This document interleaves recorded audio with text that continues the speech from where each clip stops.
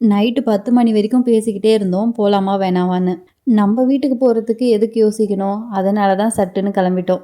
Yearly மார்னிங்கே கிளம்பி ஜங்ஷன்ல train பிடிச்சி வந்துட்டோம். பெருசா பிளான் இல்ல. வீக்கெண்டுக்கு பசங்கள கூட்டிட்டு வந்ததுனால கோவிலுக்கு தான் போறோம். தம்பிக்கு சாப்பாடு ஊட்டுறதுக்காக கிருஷ்ணர் கோயில் பக்கத்திலே இஸ்கான் இருக்கு.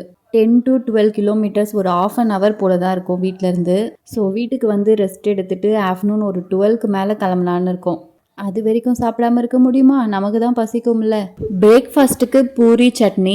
அது ரொம்ப மினிமலான பிரேக்ஃபாஸ்ட் தான். ஆனால் அதையும் நாங்கள் ஷேர் பண்ணி தான் பண்ணுவோம். அவங்க பூரிக்கு மாவு பிசைஞ்சிட்டு இருந்தாங்க. அதுக்குள்ளே நான் சட்னிக்கு ரெடி பண்ணிட்டேன். அப்புறம் நான் தேய்ச்சி கொடுத்தா அவங்க சுட்டு கொடுத்துருவாங்க. பூரி மாவு நல்லா பிசைஞ்சிட்டா இது போல் ரோல் பண்ணி குட்டி குட்டியாக கட் பண்ணி அப்படியே தேய்க்கலாம். பூரி நல்லா புஃப்னு வரும். பிரேக்ஃபாஸ்ட் முடிச்சுட்டு ஃப்ரிட்ஜை திறந்தா அழகாக ஒரு ஐஸ்கிரீம் இருந்தது.